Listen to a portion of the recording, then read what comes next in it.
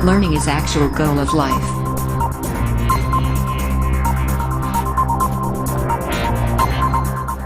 Example 2, Hamid has built a cubical water tank with lead for his house with each outer edge 1.5 meter long. Basically इनके पास cubicle water tank है। Cubicle मतलब इसके जो है छह surface की जो लेंथ है और विड्थ है और हाइट है तीनों इक्वल है, यानी एज ए क्यूब है, और उसका साइड है 1.5 मीटर। इसकी जो सारी साइड है वो 1.5 मीटर है। He gets the outer surface of the tank excluding the base covered with square tiles side 25 centimetre. Basically इस टैंक को जो है टैंक पर टाइल्स लगानी है, तो देखो बेस पर तो लगेगी नहीं टाइल्स, यानी बेस को छोड़ करके ये जो है ऊपर नीचे इसके छह सरफेस होते हैं टोटल, तो इसके 5 सरफेस पे जो है टाइल्स लगानी है, और टाइल्स जो है स्क्वायर में है, स्क्वायरिश टाइल्स है, और उसका जो है साइड है वो 25 सेंटीमीटर है।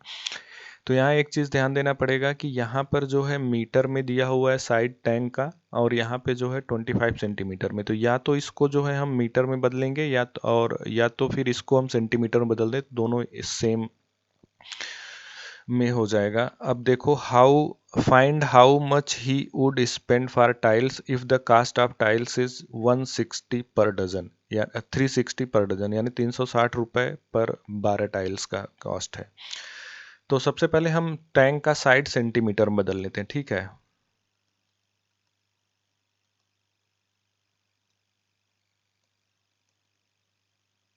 Side of tank is equal to 1.5 metre is equal to 1.5 into 100 centimetre, और ये आ जाएगा 150 सेंटीमीटर। अब देखो एरिया कैसे निकलेगा। 5, देखो एक साइड का एरिया क्या होगा, ए इंटू ए स्क्वायर होगा, और टोटल 5 साइड है तो 5 से मल्टीप्लाई हो जाएगा। तो यहाँ पे निकालेंगे area of tank for tiles, क्योंकि टोटल एरिया निकालोगे तो 6 टाइम्स लगेगा, लेकिन टाइल्स हमें 5 ही सरफेस पे लगाना है। Area of tank for tiles ये होगा 5 इंटू एक साइड का एरिया। एक साइड का एरिया क्या होगा, अगर मान लो ये ए है और ये ए है तो ए स्क्वायर होता है, तो एक साइड 1.5 है, तो इसका मतलब 1.5 का स्क्वायर। तो ये फाइनली क्या आएगा, 5 इंटू 1.5, ये मीटर में है यहाँ पर, तो हम इसको सेंटीमीटर में बदल देते हैं, 150 इंटू 150, ये आ जाएगा सेंटीमीटर स्क्वायर, ठीक है। और यहाँ पे ये जो है मीटर में है, तो आप मीटर को इग्नोर ही करो, सेंटीमीटर में राइट करो। तो ये हो गया कि टोटल कितने एरिया में हमें टाइल्स लगाना है। तो हमें पहले अब एक टाइल का एरिया निकालना पड़ेगा। एरिया ऑफ 1 टाइल्स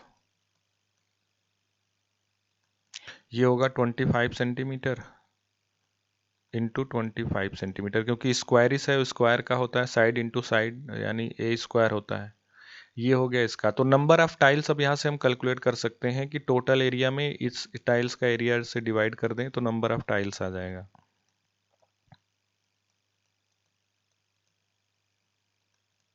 ये आएगा 5 इंटू 150